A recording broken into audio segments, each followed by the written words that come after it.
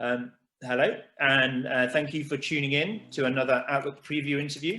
Outlook is organised by Adana and is known as the world's premier Nonwovens hygiene, personal care and wipes products conference. My name is Haydn Davis, and I'm the editor here at Sustainable Nonwovens, and we're a media partner with Adana, and we're working closely together to bring you a sneak preview of what you can expect at this year's event. Today, I'm delighted to welcome Raymond Chimhandamba. Raymond is the Director of Handas Consulting, based in Johannesburg. Thank you for joining us today, Raymond. Perhaps you could start by briefly outlining the issues you'll be addressing at this month's Outlook conference. Thank you very much for the opportunity, Hayden. And basically, at this conference, I will be looking at the impact of COVID-19 to the African market. So basically, I'll be looking at new consumer habits that have resulted from the pandemic, and looking at also some very interesting scenarios that are playing out, such as a repeat of Nonwovens products of disposable versus reusable that we've seen in the baby diaper space a few decades ago. And also, of course, new categories are being introduced that didn't exist before in a big way. For example, the face masks and those sort of aspects. So those are the issues I'm looking at, and also, of course, the new players that have come on in terms of new investment that's coming in terms of PPE and face mask and testing laboratories and all those things. That's what I'm looking at in this. Okay, sounds great. Sounds good. So the pandemic has inevitably altered consumer behaviour, such as increasing the focus on home and personal hygiene. Raymond, what in your view are the key trends currently impacting the AHP sector in Africa? And how does this compare to the pre-COVID era? So basically, what we've noticed is sanitizers and wet wipes have actually become part of the sort of hygiene regimen of the average consumer. And of course, we're also seeing established brands in the whole hygiene space, like in terms of cleansing, like brands like Dettol and Lifebuoy and etc. that are quite strong in the region. We've seen those becoming more and more part of the everyday life. And of course, wipes, in terms of the absorbent hygiene products, we've seen that wipes with 70% alcohol have become more popular. And we expect these changes that I'm talking about to probably prevail even after the pandemic, in my view. Okay, thank you. So the African market, excuse me, clearly offers potentially huge growth for the AHP sector. What sort of strategies are we seeing here as companies are striving to reach consumers across the continent? So basically, AHPs fall within the broader consumer goods segment. So they're very much part of the consumer's regular purchase. So we're noticing that retail is very much on a growth trend in the region. What has traditionally been the sort of main retail format is very much informal channel, and we are seeing bigger and bigger penetration of modern trade in the various markets. Before this, we basically had South Africa being the one market with the highest penetration for modern trade, which of course links closely to consumers having access to products, and it's followed by Kenya that is about 60%. South Africa has 60 to 70% modern trade penetration, and Kenya has about 40%. That's about the sort of second highest on the continent. And after that, you have really low penetration in very key markets like Nigeria, where the penetration is probably 10% or maximum 15 or even less in terms of modern trade, but growing very, very fast. So that is one of the observations for that is sort of an impact on the AHP sector and the growth of the whole absorbent hygiene products as it Okay, thank you. So looking at sustainability for a moment, and in particular encouraging greater sustainable choices on a consumer level, how difficult would you say is it to strike a balance between potentially more expensive premium and sustainable items and the need for affordability in the AHP sector? The traditional leaders in the market, in baby diapers, for example, have been Pampers and Huggies. And it's interesting to see they have used a two-tier approach to the market. They always have a premium offering and a lower, another offering for the less, the consumer with less disposable income. And that format has really worked very well.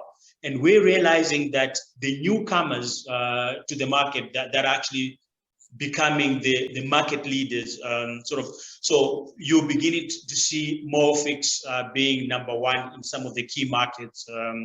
And they actually pretty much using the same approach, whereby they have a higher tier product for the consumer who can afford more, and a lower tier product.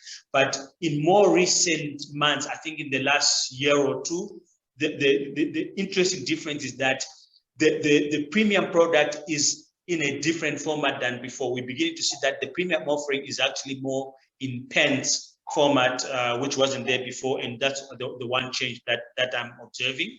And what is also interesting is that in the feminine hygiene sector, the governments are also beginning to remove the VAT on these products. And this is driven by, of course, the socio-economic nature of the category.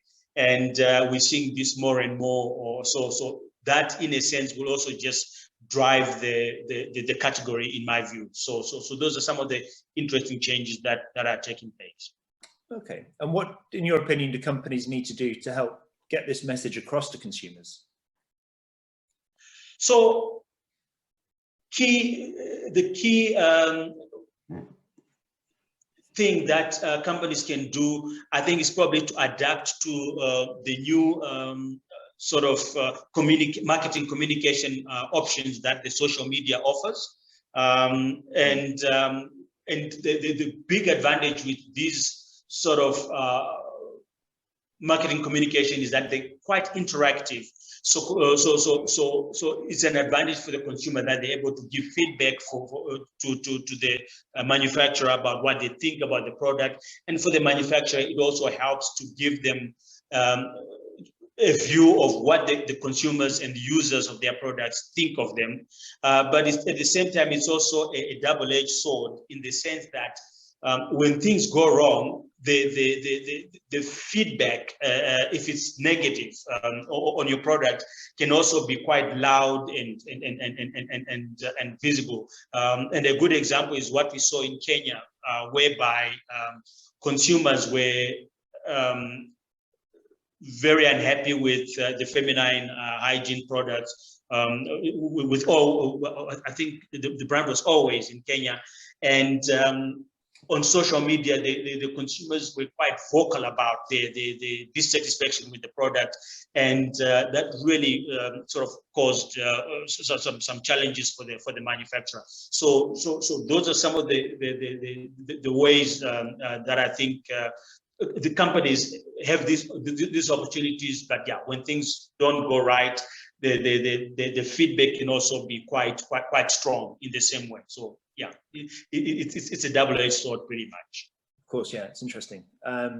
So then, what would you say, Raymond, are the main challenges that the non-woven sector in Africa will face over the next sort of 3 to 5 years? And would you say that these challenges also represent opportunities, perhaps? Definitely. So what I'm observing is, as we're seeing, the absorbent hygiene sector is growing and at a very fast pace. With that, but the AHP products, by their very nature, are made of plastic. And with the whole issue of plastic waste and all the rest of it, we're realizing that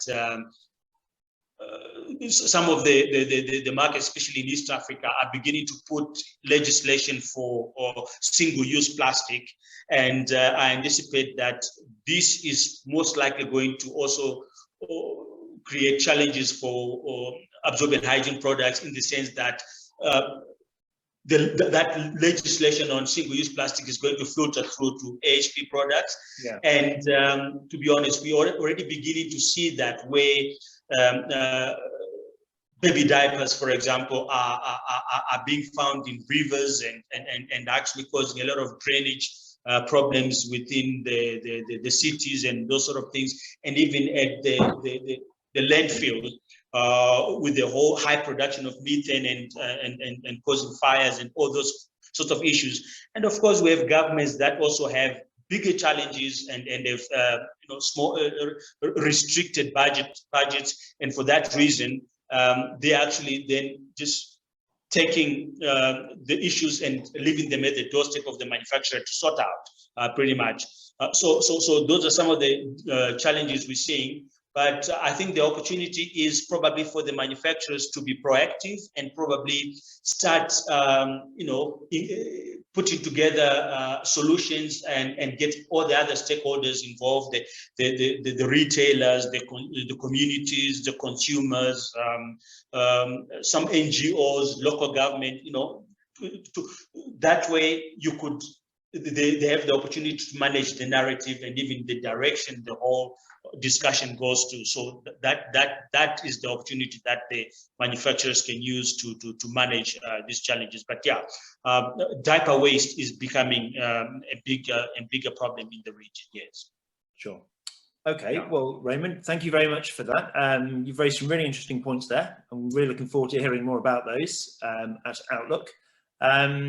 Thank you everybody for listening. And just to confirm, Outlook takes place online from April the 21st to 23rd, and you can go to adana.org for further details and to book your place. And thanks again, Raymond. And I look forward to seeing you join the conference. Thanks very much. Haydn, thank you for the opportunity, and I'm looking forward to seeing you and everyone else at the event. Yes, absolutely. Thanks, Raymond. Okay, thank you.